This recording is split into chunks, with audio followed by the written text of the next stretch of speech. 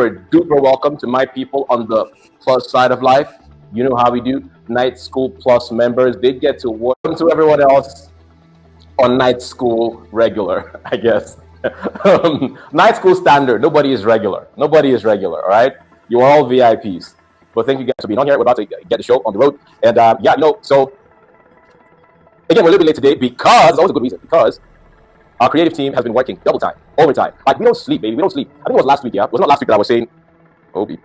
Last week I was saying something along the lines of, I was born in hell. So it's my job, it's my duty, it's my obligation to be creative, to be smart, to be brilliant, to be amazing. All right? It is my obligation to be amazing. It's my obligation to make immense investments in research and development because the House of John Obidi runs as its own nation. And what does every nation do? Every serious nation that wants to take power needs to have solid investments in R&D. So let me tell you what happened over the past week. I was thinking of how we ran our confessions and other things that I do read from the screen. And I was just thinking, I was in my creative zone. I told you guys a little bit about creativity, didn't I? So I was in that creative zone. One thing I did say, we haven't started yet, I'm just rehashing a little bit. One thing I said about creativity was that if you want to create ideas that have already existed, there are ways of doing that. You can copy paste, just like China. China doesn't really innovate, just from the Americans, right? Most of the time. But if you want to really be innovative and bring into existence, that is, drag something that be not into the land where it can be, right? You have to really connect to other dimensions. And I think I give you a little bit of a hint. And I think I connected some of you guys to a few books that came on. Anyway, I was on that mountain, that figurative mountain, and in that mountain, in that space where I was conversing with my compadres in that realm, I was thinking, and I was like, hey, is there something we can do to improve the way we do confessions? Because I feel like a caveman when I'm reading something important on the screen, and I need to carry you guys along. You guys are watching. I need to carry you guys along so you can read what we're reading to. And I was thinking, like, is there any kind of app that is there a way that I could put something on the screen and some app could just listen to me speak, and while I'm speaking and reading what's on the screen, it's highlighting what I'm reading, so it carries the readers along. And while I was still there, I said, why the hell am I asking if that app exists?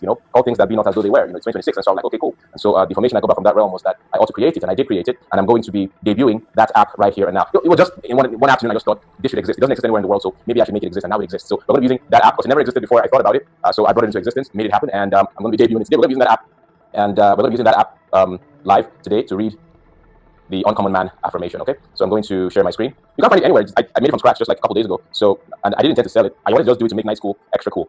So there it is. Thank you, admin. There it is. Amazeballs. Let me try this view. Awesome. So there it is. So it's so cool. It's so freaking cool, right? What you're going to see happen is that once I start dictating, once I start reading, it's going to move like almost like karaoke, where it just goes through and reads it through. All right. So let me do it one time, just to flex. Just to flex. I'm going to do it one time, right? We haven't done it yet. I'm just so excited with our innovation that let me increase the text a little bit so that y'all can see. So cool. Increase the size a bit. There we go. All right. So if I hit go, I will just hit listen.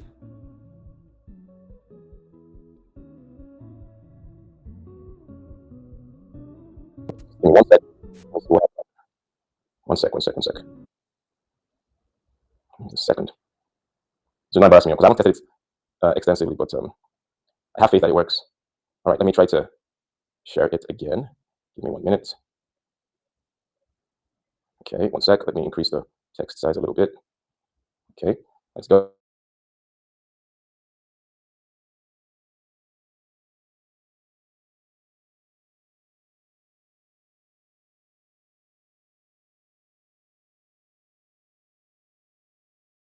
One sec. Wait, give me 1 second. We're gonna make it work. Don't worry. Just give me 1 sec. It will work. 1 sec. Let me just stop sharing. 1 sec.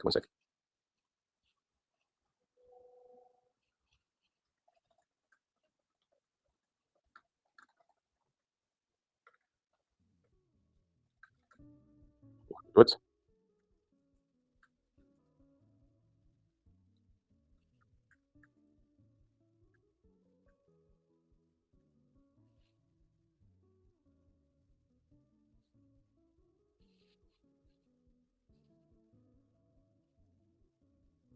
All right. It's gonna work.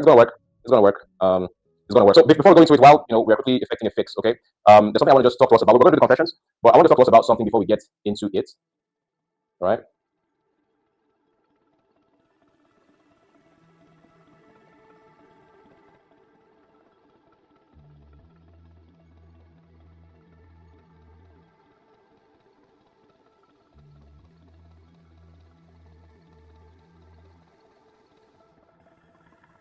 Okay. So I'm getting the right file now. Don't worry about it. Okay. I should be able to get the right file in no time. But we're going to do the narration with it.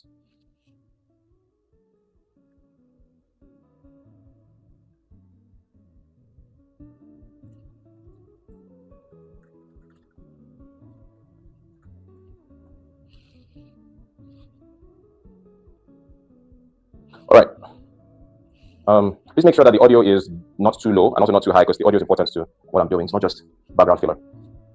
So we're not started yet. I'm going to have quite a bit to talk about here, but I want to address something that I've noticed happening over time. Again, I don't really care much for what is happening out there in the world.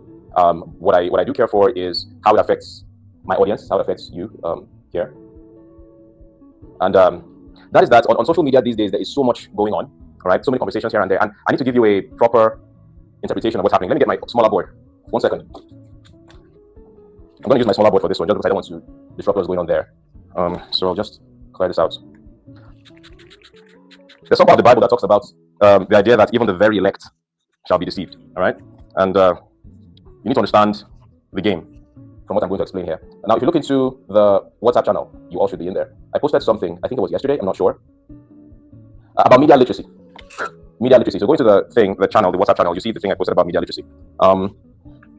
What I put there was media literacy is a discernment tool underscoring that humans broadly operate. I'm reading from the screen now, okay? Unlock your stay for less with app-exclusive prices. Download the free Booking.com app today. Asks deeper here. It asks deeper questions like, when a professional says AI can never take his job, is his assertion grounded on well-thought truth or fear of being replaced? That's 1, 2. When an influencer says something, for example, like marriage is not a priority, is it based on well-thought truth, or were they rejected by the one they really wanted? 3. When a political candidate points to the perceived corruption and ineptitude of his opponent, is it based on well-thought truth, or does he have a stake in what he hopes would be the direction of public opinion? Media literacy suggests, hear me clearly, that though an idea may hold some truth, the bearer of that truth must be examined, his motives and intents. Let your judgments be guided by the full picture, not just pixels. And even then, patience, for something more clarifying might surface, rooting for you, etc., etc., etc. Now, why am I talking about this? There was a place I saw in the Old Testament where I think it was when Micaiah came out to give his opinion on the war to Ahab and Jehoshaphat. And when we were asking him how the battle was going to go, and he said, I saw Israel scattered like, please, why is this person being banned? Okay, not everything is a valuable offense, so Ejo. All right, some people just make mistakes of ignorance. Ignorant comments can be removed, but they don't need to be banned necessarily. Disrespectful comments are the ones that should be banned, please. Because I'm just saying bad. If you did it correctly, that's okay. I didn't see what the comment was. I'm just saying maybe you were right in banning. I don't know. I didn't see it, but just in case, let it just guide. Okay, some people are just coming from the gutters. They don't know how to think. It's on night school that most people here have been rehabilitated. Okay, so sometimes these are crimes of ignorance, not really malice. All right, somebody once said, do not attribute to incompetence what do not attribute to malice what could be attributed to incompetence. Right? If it's malice, you know that it's malice. They should not see this place again. But if you just think it's ignorance, you know that's just temporary ignorance. You can read the comments, but keep them there. Over time, they would say, okay, people don't talk like this here, people don't do like this here, and we rehabilitate them. All right, so as I was saying, there's a place in the Old Testament where I think Micaiah said, I saw Israel scattered like sheep without a shepherd. And it happens today in the present day, sheep without a shepherd, meaning that you're roadkill, all right? And that is the condition of most people in the world today, actually, but I'm focused right now on my African audience, I'm focused right now on my African audience, and let me see, I think the thing is fixed.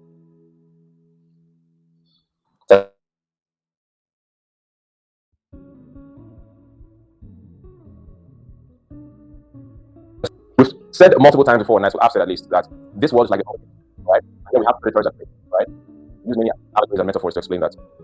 But there's one game you need to understand here, and it's something I explained before when I was talking about pyramids, but I'll do the same thing here, all right? I did say at some point that the one sure way to gain sovereignty is to build your own pyramid, all right? But you also need to be conscious of being sucked into other people's pyramids. I'll explain what that means, all right? You need to be very mindful of being sucked into other people's pyramids.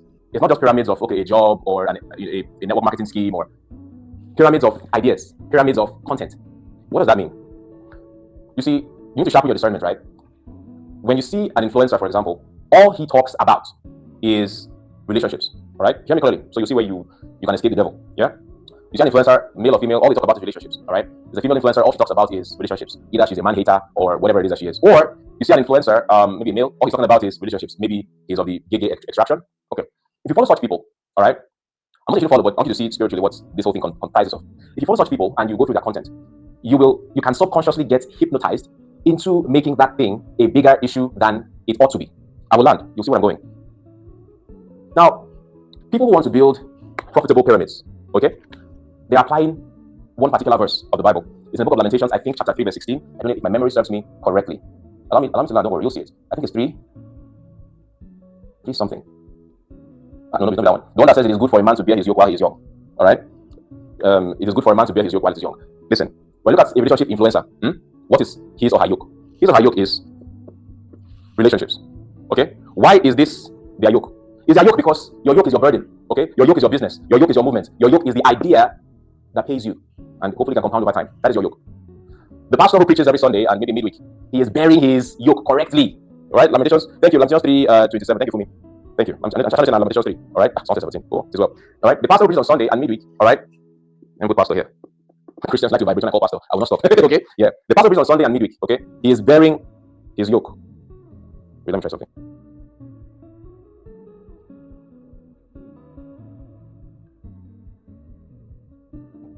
His yoke is religion. All right. Who else would I give as an example? Politics. That's people who, their own yoke and all that they have on the internet is political content. That person that's putting out political content, okay, he is correctly bearing his yoke. All right. Cool. Urban department, please help us to, work this out. Okay. All right. Okay. So these people are correctly bearing their yoke. But here's the thing. I taught you about something when we're talking about money, energy, attention, and time. I told you that the wealthiest people in the world, all right, they started from the bottom. The bottom meaning that they first of all learned what I've taught you also, that we are all alchemists or magicians, if you will. All right. We are all magicians, but we don't know. All right. Man in honor that knows not is like the beast that perish. We're all magicians, so to speak. And as magicians, we were all born wealthy. We're all born rich. Okay. Just like you don't know. Like Jesus said, ye are gods, or he narrated from Isaiah, I think. From Psalms, right? Ye are gods, ye are children of the Most High, but you will die like mere men and one of the princes, right? Of course. And most people were not born with the M.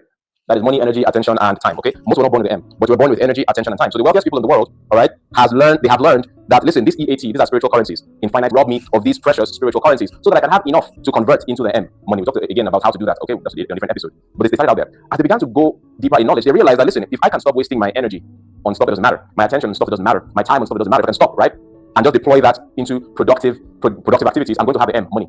However, I'm not going to get wealthy conserving my energy, attention, and time and converting it into money. All right, I will live well. I'll make a decent income. I'll to raise my family just okay, but I'm not going to get madly wealthy because my energy, attention, and time are finite. And so what they had to do was to figure out a way to pool together the energy, attention, and time of millions of people, at least thousands. All right, and the first time they experimented with this was through the slave trade, through slavery, by using all these people of the energy, attention, and time of the slaves, non-consensually, of course, and monetizing them for free. And even when slavery ended, they still had to keep that alive. They were like sharks that had tasted blood, so they just kept on using something called the labor market, and they were now arbitraging. Instead of getting it for free, they were now arbitraging, and they will pay you something small for your energy, attention, and time in exchange for a wage, and they will convert it to money for themselves. And that's how they got wealthy. All right, and so there are many incarnations of this. Mark Zuckerberg is out on the streets of social media farming the attention of millions of people, billions even, who have all the attention but they don't know what to do. These are men in honor that know not, so they are perishing like beasts. They're always broke, all right, because they don't know that their attention is currency and he's farming that into money. Okay, now back to the yoke. Mark Zuckerberg is bearing his yoke. Now the relationship expert is bearing their yoke. Okay, they are always talking about their yoke.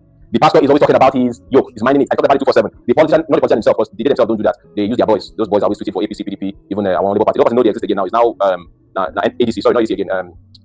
NDC, whatever new incarnations, but their employees are always tweeting political content that's dominating whatever timelines they're dominating. They're doing so correctly, bearing their yoke. And there comes you that is saying you want to build wealth, all right? And even though I understand you are trying your best to bear your yoke, in this attention economy, because everything you are seeing is from this relationship influencer, it can confuse you into bearing her yoke. Because people have learned, especially those that are trading and arbitraging and attention, they have learned that simply bearing my yoke is not enough. And they learn this from religion. Religious leaders, they've clocked these things since that bearing my yoke alone is not going to make me bastardly wealthy. I need to convince a lot of people, hear me clearly, I need to convince a lot of people that my yoke is their yoke. All right, they learn this thing from pastors. All right, they have to convince you that their own yoke is your yoke. Okay, and where did it start from? When maybe they are raising money for a church building or a new church complex. What do they tell you? We need to come together and build the house of the Lord. But that's not true. It's not the house of the Lord, because it's not the house of the Lord. It's not the Lord's name that will be on the title deed. Or when they say, oh, we need to come together to build a university for the Lord. All right. No problem, Mr. Pastor. If you want to build a university, then go do the normal way. Go to the bank and see if they're going to give you a loan. Get venture capitalists to come together and fund you and have stake in the business. But no, they've caught it that the best way to build my kingdom, my empire on earth for free is to convince millions of people that my yoke is their yoke. Okay, and so the conversation is, come, let us build God's house. When you build God is your father. This house is your father's house. This is God's house. God is your father. You are contributing to build your father's house. Okay, if it's my father's house, am I going to inherit it? Why is it only your children that will inherit it? Is he more of their father than my father? All right, but most people don't think, and they're going to quickly jump to defend their oppressors, and that's polarity two shits. But they learned this from here. All right, this guy and this guy learned the game from this guy. This guy has convinced millions of people that his own yoke, because that yoke is that he's building, is his business on earth. It is his empire. It's not the kingdom of God. It is the kingdom of him. Because the stamp pastor will take over. It's his child that will take over. He's the one that used to buy private jets. It's for the kingdom work. Not necessarily. All right, it's your name that's going to be on properties and more board of trustees. Look, we know how this shit works, all right? And that's okay. I'm not even knocking them. There are worse things to do in life. Politics is the biggest scam ever, but what we're going to do about it. So I'm not focusing on this, but I'm trying to trace something here. So just as this guy has built his empire on earth, all right, for free. He has built his empire on earth for free. Okay, he didn't have to take as many risks as those of you that are starting the business we take. He just knew that he had to tell people that his yoke was also their yoke and convince them of that every day. Come into the house of the Lord. Donate so we can build God's house. All right, it's his house. It's his place of work. It's his. We're talking about four factors of production: land, labor, entrepreneurship, and capital. All right, land. He needs land. He gets you to believe that this is your land as well, but it's not. His name is going to be on the property deed, on the title deed, which is why pastors are the richest, not because of God's blessings, but because of your blessings. All right. Now let's leave that. How did this guy teach these two? The relationship person and the political person, they have learned from this guy that we can't build this movement sufficiently until we can convince millions of people that our yoke is their yoke. Let's talk about the politician first. Why land here? So the politician, For example, he's somebody, now, first of all, there's no political candidate, at least the major one that is running, that is suffering in life. They are made for life. Made for life, okay? And they don't necessarily love Nigeria the way you love Nigeria. Why? It's simply something called skin in the game, all right? Skin in the game. I told you guys this before. Not that I'm just giving you guys something, because whenever I notice some kind of subliminal hypnotism in the air, I have to address it to my audience, okay? Now, these guys, they don't have what we call skin in the game. What do I mean? They are not as angry about the situation of Nigeria as you are. Why? Because when you're sick, God forbid you not be sick in Jesus' name, when you need healthcare, let's put it that way, all right? When you need healthcare, what most people can afford is Nigerian healthcare. And as you and I know, Nigerian healthcare is shit. Okay? As you and I know, Nigerian healthcare is shit. Absolute shit. The public and the private, they are both shit, all right? But who knows that they are shit? You, because you go there. They don't go there. So it doesn't affect them as much, all right? Whenever a certain country in the world kicks Nigerians out or treats Nigerians badly, they don't have skin in that game. You're the one that feels it, but you're the civilian on the street. They don't feel it. They don't go to Nigerian hospitals because they have the means and the ways around that. They can go abroad for whatever. Your late President Buhari was always going abroad to London. If you were doing so well, there was nobody in Nigeria to take on his case. Such is life, all right? They move around the world with diplomatic passports. Your restrictions are not their restrictions, all right? What else? Education. Their children do not school in Nigeria. So what do they know about a bad educational system? Nothing. What do they know about declining healthcare? Nothing. What do they know about insecurity? Nothing. What do they know about what did I mention before? Foreign affairs being or diplomatic matters being shit? Nothing, because they don't have skin in the game. They don't really care as much. But they know that many Nigerians are dumb. Many Nigerians are clueless. Most Nigerians have low IQ. Thank God that somebody finally said what I've been saying for years about the Olodo uprising. I was the happiest person when what's his name YC said that on the podcast. The serious Olodo uprising. I've been saying it since unapologetically. Most Nigerians are fucking low IQ. But that's just the way it is. It's just where we are. But they know this. So when it's time for elections, they come around and try to make their yoke Nigerians' yoke, because when they become president or whatever they're running for, it's not the people that will benefit from it. It is their generations and the people that come there for the election financially that they're going about. All right, it is their yoke. That is why it's called a political campaign. I always tell you guys, right? When you want to reinvent yourself as a new man, a new woman, one of the first things you've got to revisit is your vocabulary, because you need to understand the deeper meanings of words. The words we use every day. Some of these words don't mean what you think they mean, or some of these words have deeper meanings, especially when you start to investigate something we call their etymology, the etymology of words, how they are formed, right? The meanings of the visible parts of those words. What does a campaign mean? I mean, now in modern times, a political campaign now has a new meaning. But what was the original meaning of campaign? Can anybody type it in the comments there? Put it there in the comments. This is a knowledge session. What does campaign mean? It's similar to when we use the word crusade. What was the original meaning of crusade before the modern meaning? That's how you have a broader understanding of life. But let's leave religious matters out of it now. Campaign. What was the original meaning of campaign? All right, before democracy, before this modern world, centuries ago, when the word was first being used, what was the original meaning of a campaign? Someone says a military strategy. Well, yes, not exactly. Military, yes, but not exactly. It's broader than that. Someone said campaign is war. Okay, good. But what kind of war? Okay, what kind of war? This is the first timer. Sarah is the first time. Just come up on this live while coming online. Interested to see you, movie to relax. I just had to stop by, but now I'm super glad I stayed. I'm getting lots already. Sarah, good to see you. Please, if this is your first time and you want to keep on getting our messages, we don't even replays online. But please, if you look at the description of this video you're watching right now, you'll see a link to our WhatsApp channel. Okay, just click the link in the description to join our WhatsApp channel. That is where I post every day, sometimes multiple times a day. And once you join the WhatsApp channel, please turn on notifications for that channel so you're the first to see our messages when we put them out. Thank you so much for joining us. We are more than happy to have you. Okay, I'm seeing some more. Fantastic. Thank you. Who is this? This is Samuel. It says campaign originated as what? A military term describing a period of time when an army was actively operating on a field. Okay, not bad. Let's see. Ogene Tega says etymology from French. Okay, open country, battlefield. Okay, Ariza says conquest. Very good, very good. You people are getting closer to it. Someone says invasion. Okay, invasion is related to it, but not exactly spot on. But good. This is the best one that best captures what I'm thinking. Is what? A war to capture territories. I'm glad you guys are getting on this. All right, very good. Okay, so Elliot, what you're typing here is correct, but this is the modern meaning. It's not the organized action that a political candidate. But about how the word was being used before democracy. This is the democratic meaning, but the original meaning will tell you the actual democratic meaning. Okay, the original meaning. Okay, I'm seeing. Okay, so before politics, what I'm saying. Very good. This is a series of military operations carried out over a period of time to achieve specific objective. Okay, let me see. Chijoke is your first time. Good to have you on here. Good to have you on here. I'm trying to find anyone else who is getting it. Okay, this one says a military operation conducted in the field during a particular season, especially in the open countryside rather than inside fortified cities. Very good. Very good. But let me hold on to this one. Ogun Bade Taiwo. Okay, it says strategy for what? Conquest. All right. So it is typically a military strategy for conquest. Okay, this is correct too. This one, going out to the open fields to fight war, but not just war for any, just war for the sake of war. This is it. I can't find the comment I used initially, but that was most complete. Where I said it's a military operation for conquest. Like these are bits and pieces. It's not wrong. It's correct too. A series of military operations intended to achieve a particular objective confined to an area of any specific type of fighting. But there's one that covers the intent and the end goal. Okay. I'm going to find the original one. There's one that. Okay, this one is very good too. Okay, let's hold this one. From what I can see, this one is the most complete one I can see right now. All right, this one says campaign is a war where military leaders seek to exact dominance in an area. Good, but this one is pretty much complete. It says a strategic coordination towards dominance over land and resources, human included. I need you guys to get on to what I'm saying. All right, everybody else can be politically illiterate, but not you, because that's the difference between high school and whatever it is that you're reading. All right, so a campaign, the original meaning back when people conquer territories and it was not by voting, it was not democracy at the time. The original meaning of campaign was this: a strategic coordination towards dominance over land and resources. This is what campaign was. Now, when these campaigns were being carried out in olden times, all right. Usually, when somebody is going on a campaign, okay, a military campaign, so he can conquer a group of people and then get wealthier by taking over their possessions, he typically will go and seek support. All right, he will seek support from rich, maybe rich traders, rulers, whoever had money. All right, and say, fund me on this campaign. If I win, I will give you part of what I conquered. That is how wars were fought back in the day. So when they're going out to fight, those who have funded his military campaign, they are like his venture capitalists. They are like his investors, okay? It was the same thing, hear me clearly. It was the same thing when Africa was being conquered, all right? When Africa was discovered with all the resources, the capital required to go to Africa and enslave people and all that. They needed money for ships, they needed money for food for the sailors, they needed money to hire sailors and all that. So before they would leave England, they would do a meeting and say, fund this campaign. We are going to Africa. We are going to bring slaves. We are going to bring gold. We are going to bring every other thing that they've got. If we succeed and return, you will have a certain percentage of everything we bring back. Okay, that's the original meaning of campaign. It's the same thing even in modern times. What is a political campaign? A political campaign is also, read this again, is a strategic coordination towards dominance over what? Over land and resources. Because you and I know that whoever becomes president of Nigeria has total dominance over land and resources. At times, you don't need to be president. You can be a city minister, if you know what I'm talking about. Yep. Strategic coordination towards dominance over land and resources. That's what it is. And when they are going out on this campaign, they will need funding. So they will need the same model. They will need venture capitalists, in quotes. They will need investors saying, hey, listen, I'm going out on this campaign and I think I have a good chance of winning. Fund me, aka invest in me. If I win, this will be your share, this will be your share, that will be your share. It's the same thing. However, they know that in carrying out this campaign, all right, they cannot be indebted to way too many people. So what they tell their investors in that military campaign is not what they are going to tell the foot soldiers. All right, this is the military version now, the olden days military version. It's not what those who are going to take slaves from Africa. It's not what they tell the sailors. All right, it's not what they tell the foot. They tell the foot. They try to sell the foot soldiers on their yoke. They tell the foot soldiers that listen, we are doing this in the name of the queen, like that thing that they say for crown. No.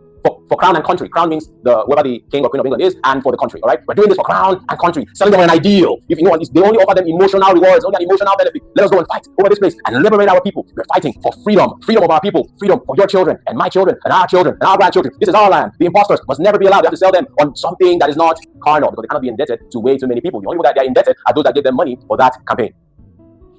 Right? And that's how the game's played. They sell them on that. It's the same thing back in the days when the Crusades were happening, when the Pope would send young boys, underage boys, to war, to fight for the Holy Land. And they would say, this is God's war. God wills it. The Pope actually had to copy what the Muslims were telling their own soldiers. If you've never read history, you will never believe this actually happened. But the Muslims were telling their own soldiers that anybody who dies doing a jihad, I think, will get to heaven automatically. The Pope copied it. Google it. Ask ChatGPT that nobody said this, whether it's true or false. Ask the name of the Pope to tell you. I can't remember his name. All right? The Pope told them, anyone who dies on this crusade, you're going straight to heaven. Right? But what was it for? It was just a war for land. They wanted more land. The Pope wanted more land. Because any land that these little boys go over and conquer, it does not belong to them. It belongs to the Pope.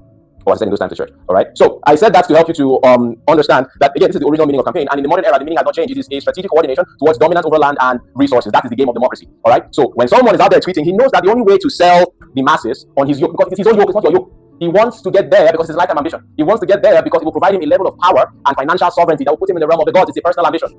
But he can't tell you that. He has to sell you on an emotional benefit. Therefore, you will not take on his yoke as your yoke. And it's no problem. It's not a bad thing to take on somebody's yoke as your yoke. Okay? There's something legal that allows that to happen. It's called employment. All right? So, dear Mr. Candidate, if you want me to take your yoke as my yoke, you will pay me a wage. That's fine. But I can't pay all these people. No. There are ways to do it for free, because these masses are exactly what King David said in Psalms, man in honor that knows not. They're like beasts that perish. They don't know shit. They're low IQ motherfuckers. The best we can do is give them rights, and they will take up our yoke. And these people will really be ready to fight and die because of what one person drafted in a tweet.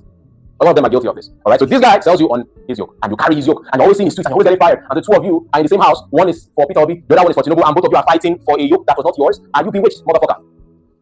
There's something wrong with you. And it's not to repeat. I keep on saying this thing. Someone said I whenever 12 midnight reaches, that's something happens to me. So I'll try to be a bit more conscious and set right. So let me try and reduce it. Right? When you let somebody say you on your yoke because your feed is filled, and when the algorithm works, the more of something that you see and engage with and have opinions on, the more of that thing it shows you. And now you are being siphoned. You have taken up the same thing the relationship guy. The relationship guy too has learned. So every time they're telling you, here are 5 ways to understand, to know a narcissist, 10 ways to know a narcissist, 10 ways to know whether he or she is serious with you. Listen, it's not as if what they just said, that piece of content is not important. It's important. Okay, relationships are a part of our daily lives. It's a part of our lives. So we can't be oblivious of the fact that these things are real, and right knowledge of these things are necessary. But it's probably not deserving of more than 10% of your thinking time a week. But because we're undiscerning of how this game works, because we're always in relationship, they have now made their yoke your yoke. Now, why is it this person's yoke? It's this person's yoke because it's his source of income. The Americans always say this. Actually, they are police and they're investigators. Whenever something is a bit too hard for them to fathom, there's one mental model that they use to try to figure out, like, what's the half of the matter? What's the mental model called? Follow the money. That's it. Follow the money. So when something you can't quite understand, think about where is the money. It will help you understand, in most cases, the heart of a particular thing. Now, I'll give you an example. When a person like Gege or any of your favorite influencers are always talking about relationships, okay? Man, woman, their intricacies, whatever. It's not a bad thing for him. He is rightly carrying his yoke. But such people have figured out that they can make more money by selling them on the idea, subconsciously, that this thing that is their yoke is also your yoke. So I see you that you have no business talking about these topics. You are reposting it to your stories. You are making screenshots, even adding your commentary. You are so emotionally charged up. You have been bewitched, ladies and gentlemen. It's not your yoke. You will earn not a single dime for your emotional charge concerning that issue, but they will, because it is their yoke. What is your own yoke? You've left it. You left it. So if you all I'm seeing on your profile, Andrew Tate, the things that he's talking about, are they important? Yes, but not as important to you as it is to him. In his world, in his universe, those issues are at 100% importance because it is income for him. The more conversation generated around that particular thing translates to income for him. And money, ladies and gentlemen, money is one of the most important things in life. Not the most important, mind you, but it's right up there with the best of them. They know this.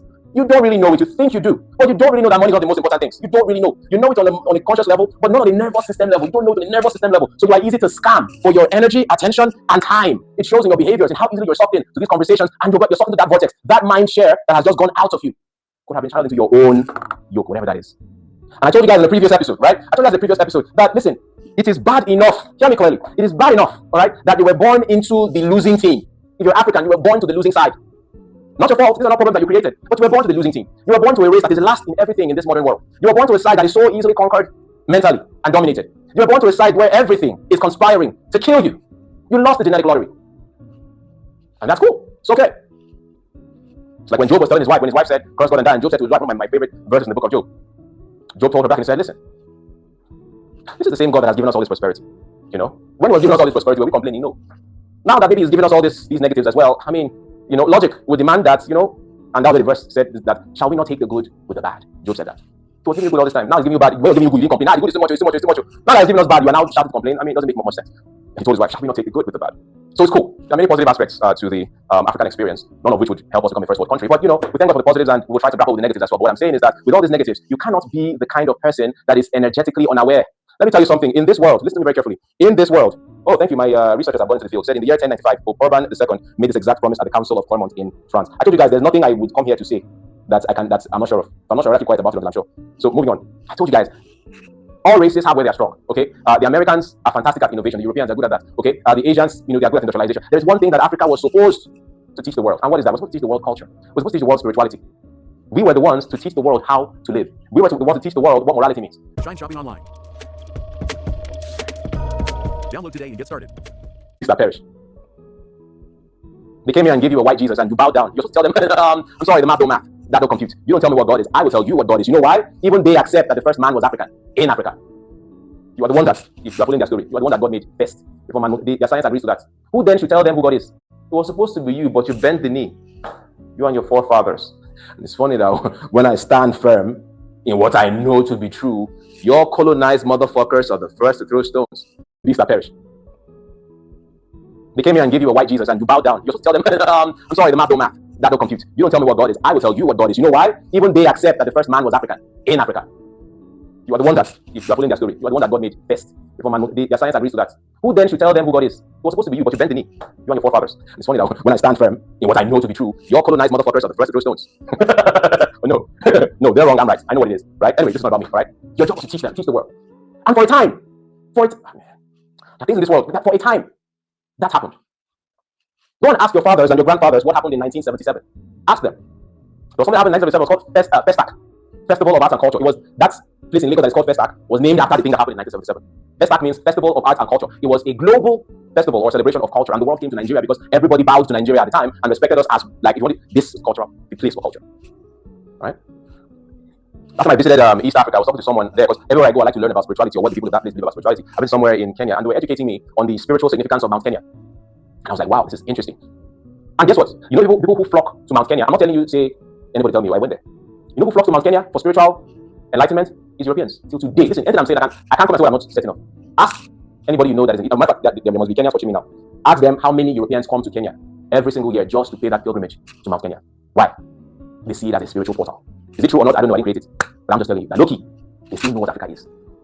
But you were born here, you don't know. Right? If there's any Kenyan here, I want you guys, I want you to put it there. If you're not Kenyan, but you are East African and you have and you know what I'm talking about regarding spirituality. Yeah? It's always been here. You know? So that was your job, but you know, your ancestors gave it away because they were intimidated by white skin and they adopted everything white. But that's okay. It's all in the past. Why did I veer off into this now? So yeah, what I was trying to say was this. Okay. Yeah. Why I said that was that even though you were born to the losing side, and not that it's a thing of gloom and doom. Okay. No, not that it's a matter of gloom and doom, but because you were born in this situation, you cannot afford to be energy unaware.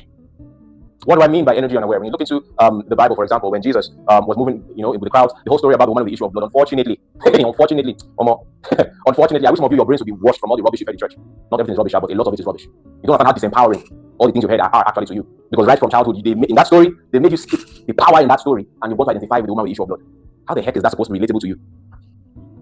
If I can touch the hem, they just make you such a beggarly race. And guess what? They don't preach that shit gospel to their own people over there. It's only Africans because they know that they have to arrest your mind and put it on and dominate you and subdue you. That way, you give up your birthright. I'm hungry. But you do this thing. So you're now spiritually bankrupt. You're spiritually ignorant. But this was supposed to be yours. It was supposed to be given to you, the knowledge of spirituality. Me, I'll not talk what I know. Somebody, all they know is what the Jews said. When I give it to me, come that will fire you. You are not my equal. You colonized piece of shit. You are not my equal. Get out. You're successfully colonized financially, economically, physically, and spiritually. Don't talk to me. We are not equals. You've lost your soul. Go and get it back. Maybe we can talk again. Anyway, what's the point here? The power in that story was that Jesus was so energy aware. First of all, what does energy mean? What is energy? It's not physical exertion. The thing about, I know the people don't really come talk today, but it's okay. Let me just flow with it. First of all, if you learn about the word energy from secondary school physics, all right, you would tend to mistake energy for force, all right? Those of you, remember secondary school, those who are physics or anything in those core physics or mechanical engineering, understand that there's a difference between energy, as regards to science, and force, all right? If you believe that energy is that thing that moves and, you know, oh, thank you, Uzoma, thank you. I'm going back to secondary school. Who did this guy write this thing? Piano KK. Okay, remember Piano KK. Thank you, Uzoma. Yeah? Energy is what? Capacity to do what? That, see, listen very carefully. Those guys in those books are trying their best to explain something that actually can't fully be grasped with human language. They're trying their best. But depending on when you attended your physics classes or chemistry classes, you may have attended around the time where energy was being expressed, not in its capacity to do work, but in its actual operation in doing work. So that's why in physics we have the different kinds of energy, which are the different expressions of energy that science currently recognizes and understands, which is that energy can be expressed electrically. Energy can be expressed through the sun, that's solar. Energy can be expressed through heat. Energy can be expressed through mechanics, that is mechanical energy. So what most of you know as energy, actually, and that's okay because you're not core physics students, you're just passing through maybe integrated science, yeah, it's okay. But what you most know as energy is mechanical energy, the one that is moving. There are deeper principles to describe what you are seeing. That thing you saw is an expression or a form of energy. It is not energy itself. Energy cannot fully be described in English language, but they tried a little bit with this definition. Put it back up. The capacity to do work. All right? The capacity to do work is the capacity to do work. What kind of work? We don't quite know. How much work? We don't yet know. Some calculations will be involved to know in which way it's going to be expressed, to what magnitude is going to be expressed, in what form is going to be expressed. And whether it's going to be a good thing or a bad thing, either like a nuclear bomb or, you know, to drive airplanes, it depends. But in its raw form, it is simply something, it's just something, right? We don't know what it is, it's just something. We can only know what it is or how it can be expressed when we plug it into a medium. And then it becomes either mechanical energy that drives your car, chemical energy that fuels your body, electrical energy that powers your appliances, solar energy that gives life to plants and solar panels. Because there are other forms of energy that don't look like energy. For example, we have potential energy. Potential energy is the one that we describe objects at rest. They're not moving anywhere. We call that what? Potential energy. And we create laws around our observations around potential energy. When we say that an object at rest tends to stay at rest unless it is acted upon by an external force. And you act upon when you move it, for example, it cannot be re-expressed as what? Either mechanical energy or kinetic energy. But before you act on it and try to transmute it from one form to another, energy exists in a raw, indiscernible form. We don't know what it is. For example, look at the sun. It gives us what? Solar energy. We know this. We know that from one of the, I think was it Newton who made this law, the one that says that it is the law of conservation of matter, which is also the law of conservation of energy. It says that energy is neither created nor destroyed, but is transformed, transmuted, or converted from one form into another. That's the law in science, right? But when we see the sun giving us solar energy, where did that energy come from? Since it can be created, where did the sun get its own energy source from? Nobody knows. When you have light at home, electrical energy, where did it get its energy from? Well, the discos, distribution companies, NEPA and co. All right, where did NEPA get it from? From maybe Kainji Dam and the dams. Those ones that use hydroelectric. So hydro gave birth to the electric power that we have in Nigeria, for example. Okay, where did that hydro get its own energy from? You keep on tracing, so you get to infinity because nobody knows for sure where it came from. Because Christians don't know where it came from. They can't just say God because Christians like to do shortcuts. They just have to the answer. And they can't be explaining God. That's why you're not very good thinkers, unfortunately. All right. So, but the point is, energy as human beings we can't understand energy. However, spiritually you can attempt to understand what energy is. All right. And so when Jesus said, as we're moving through, that virtue has gone out of me, virtue does not mean a good thing. The Bible was not written in English, it was written in whatever language they were speaking then, Greek, Aramaic, Hebrew, and so on and so forth. Right. But when he said virtue, King James, what King James knows as virtue means it's spiritual energy. That's the kind of energy that physics today cannot quite define. But maybe the Buddhists can define it. Maybe those guys that do Reiki, energy healers, they can be able to interpret it through their own spiritual lens. The different mystic schools that do energy healing, they can try to define it. But that thing that Jesus said went out of him, which is the energy he had, was transmuted into another form of energy that healed the woman according to the story. But such that he said, I felt the withdrawal. It's almost like having a phone and the battery is 100% and it goes down to 75%. I'm like, all I did was look at TikTok one time. Why did it go down to 75%? That's what it means by virtue has gone out of me. A withdrawal has been made. My 100% battery has come down to 75. Somebody made a transaction. Naturally, that transaction that withdrawal doesn't normally happen because most people in the world are not energy aware. Most people in the world do not know how to draw energy because they don't know what energy is outside of science and physics. They don't know what spirituality knows to be energy. So Jesus would walk around safe. People will touch him and nothing would happen. It's okay, it's cool, it felt good. Everybody was pressing against him. They are all locked into the physical reality. They can't make a spiritual transaction or spiritual withdrawal on him. So when it happened, he was especially shocked. And everybody had to stop until they figured out what the hell just happened. And when he was trying to explain this to Peter, right? When he was trying to explain this to Peter, Peter said, Master, how can you say somebody touched you? Right? Everybody thought, he said, not that kind of touch. Wake up. Then he said, virtue has gone out of me. And so the lesson there is not if I can touch the hem of his garment, it's going to be a beggarly race. The lesson there is that how can you yourself know when virtue has gone out of you? Especially when you're energy unaware. You don't know what energy is. You don't know how much you have in you. How can you know when a withdrawal has been made on you? Is it until you are depressed, sick, financially depleted, that something is wrong? But the day 5% was withdrawn, you don't even know, because you don't know what these things mean. You don't know what these things are. What it's trying to say is that you cannot afford to be energy unaware, especially the spiritual definition of energy, because science has not yet caught up to be able to define that form of energy. What science can define is the ones that power our physical world for now. Maybe one day somebody else will discover the spiritual one. But for now, all that science knows as energy are the ones that we can benefit from and make our lives better physically, like solar, chemical, nuclear, heat energy, electrical, hydro, and so on. The one that is powered, that volcanoes power is called hydrothermal, whatever that one is too. That's what they know. It doesn't mean that the other forms of energy that cannot yet quite be defined by science doesn't mean that they don't exist. They do. And because they exist, but most human beings have not given name to them or don't have an understanding of them, they are so easily robbed, because that is man in honor that knows not. Jesus was not a man in honor that didn't know. He knew he was right from the day he arrived. He was calling God his father. I hope you understand that in those days, nobody called God their father. The only person that the Jews called father was Abraham. Father Abraham. Father Abraham. So you can imagine why they wanted to kill Jesus when he said, before this your guy, your top G, I was. Hey, Solomon, why is this? He said, he's greater than him is here. This guy knew who he was when he was a child. Jesus, where are you? How can you be doing all this, man? Didn't you know that your father and I will be looking for you? And said, why are you looking for me? Doesn't it make sense? Where I would be, my father's house. Self-awareness, right from day one. He understood energy when he said, man shall not live by bread alone. That's just chemical energy. There are other forms of energy that power the spiritual being that man is. And that's why I said, man shall not live by bread alone, but by every word that goes out of the mouth of God. When he said every word that goes out of the mouth of God, he wasn't talking about English, Yoruba, or even Aramaic. No. He was talking about every emission of energy, the emissions of energy that come out of the mouth of the Creator. You can tap into that and power your spiritual energies. That's what he was saying. So the carnal body lives by bread, but man is not bread eating alone. We are also word eating. But word is not letter. The letter kills, but the spirit gives life. The word that I speak to you, they are what? They are spirit and they are life. So when it says word, it's not about the letter or the written word. It's something that the scholars of the time that wrote the Bible did not know how to define. So they just wrote word. That's not what it means. All right? So that's what I'm saying. That you of all people that were born into the losing race, you're fucking black. Your own presidents and governors and senators have no issue with selling you out. It's not even a thought. There's no strand of conscience that holds them back on selling out the whole land from right under you. You of all people cannot be the ones to miss it and be so easily robbed of spiritual energy. That's what I'm talking about. You get it? So you of all people must be the most immune to all these spiritual robberies. Let me put it that way. Spiritual highway robberies that happen. Where you're robbed of your energy, attention, and time, and you can't even know because you're not sensitive. So you can't even yell like Jesus did. Virtue has gone out of me. No. I want that shit back. I want it back. Nah. That's what everybody is. And I was hiding. Jesus said, listen, we're not leaving this place until I know who made that transaction. You say, but we can just get another one. That is why you are poor. You are not frugal with spiritual energy. You know how to conserve your money. For those of you that know, you don't know how to conserve your spiritual energies. You always say, I got 5 minutes. You always have 5 minutes because you don't know what time really means. That's why you're not analyzing. You are just badly want to be needed. So you will give up your energy because you don't know what it is. You know the political everybody is talking about. Really, let me see. You don't know what attention is, so you're easily robbed of it. Then you come and say, I tried everything, but I'm still poor. Of course, you're supposed to be poor. God is not mocked. Whatsoever a man sows, that he shall reap. You're supposed to be poor. Alright? So you're supposed to be the most knowledgeable of every race of people. You are the one that has been so duped. Economically, spiritually, historically. They gave you a white Jesus and told you that your own were idols. They told you that the ways that you were connecting to the divine were wrong and sinful, and that was idolatry. Seriously, my nigga? And that's okay. I'm not going to debate what you believe. I don't give two fucks what you believe. It's up to you. But at least be sufficiently spiritually aware that you're not robbed by these bandits. So now, when the pastor says, we have to do, I don't have any issue with pastors, but I'm immune to that. This is not God's house. This is your house. This is not my father's house. This is your house and your children's house, and that's okay. It's okay. Your yoke is your yoke. It's not my yoke. I know what my yoke is very clearly. And day and night, it is all I put my energies into. Ladies and gentlemen, why will I not be rich? Why?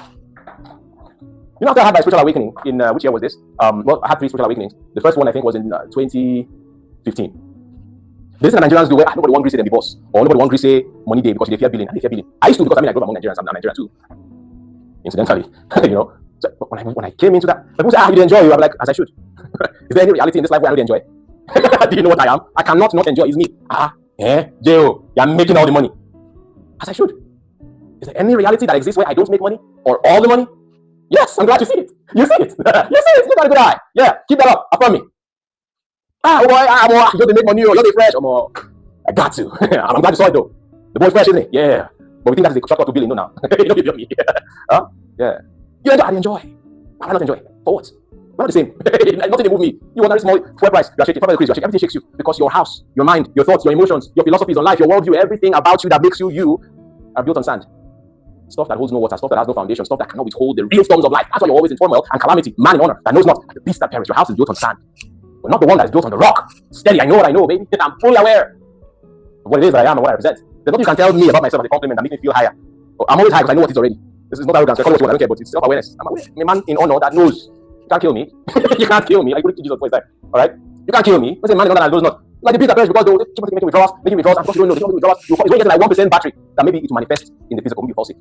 Or you're in debt. But no, the withdrawal started happening 30 days ago, as we say. All right? Anyway, let me wrap this section up, okay? So when you see all these people, relationship guy, every time, they're always every morning, and there's so many eyes there. It's not the most important thing in the world. It is important in your world. You need to understand relationship dynamics, I guess. But you have to understand that that person who is teaching it in his or her world, that topic is at a 100% importance. They need to also make it a 100% importance at best in your world as well, in order to farm your energy. When in reality, it's just 10% in your world. The other aspects of your world need attention, especially your own sovereignty.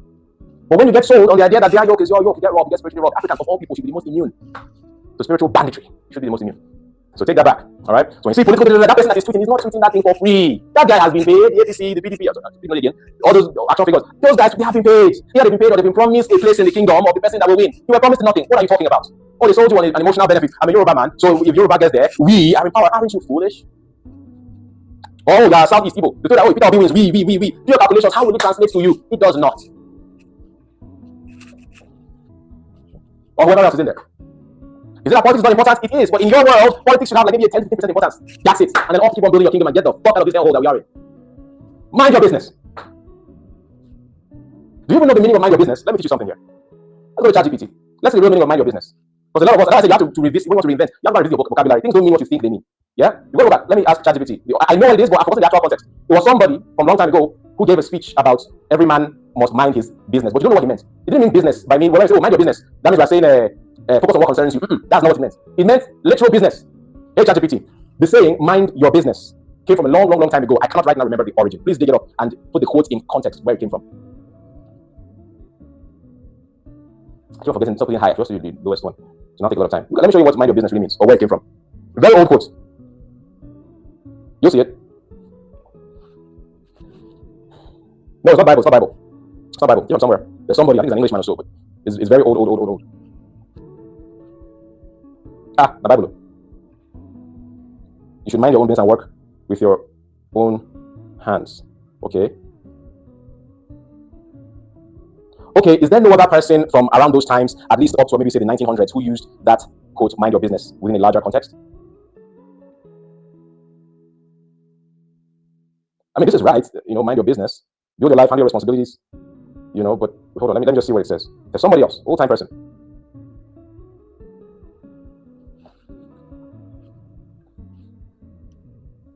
The stronger trail actually begins before Paul with Plato, though the familiar English wording is the translator's rendering of a Greek idea. Okay, let's see. I know I've seen this thing somewhere. There's the many things I've read.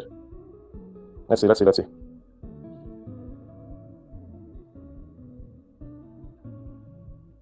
Benjamin Franklin. Yes, please give me the larger Benjamin Franklin quote or the larger passage that contained that mind your business thing. And if there are multiple, please give me those two.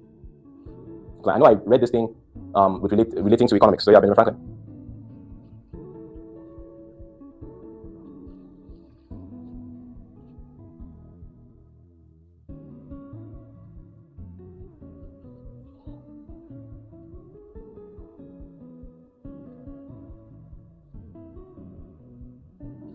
We're getting there. Hurry up, ChatGPT, Biko. That's supposed to be the AI. Huh? Oh, I like this one.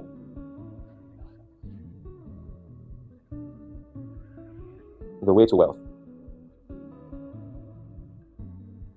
Let me see. There we go. Around that thought, Franklin argues. Let me zoom in more. So see, here it is. The closest, longer Franklin passage. The nearest proper prose version is from The Way to Wealth. Hey, I've not read a lot of these wealth books, even from the oldest ones. There you go.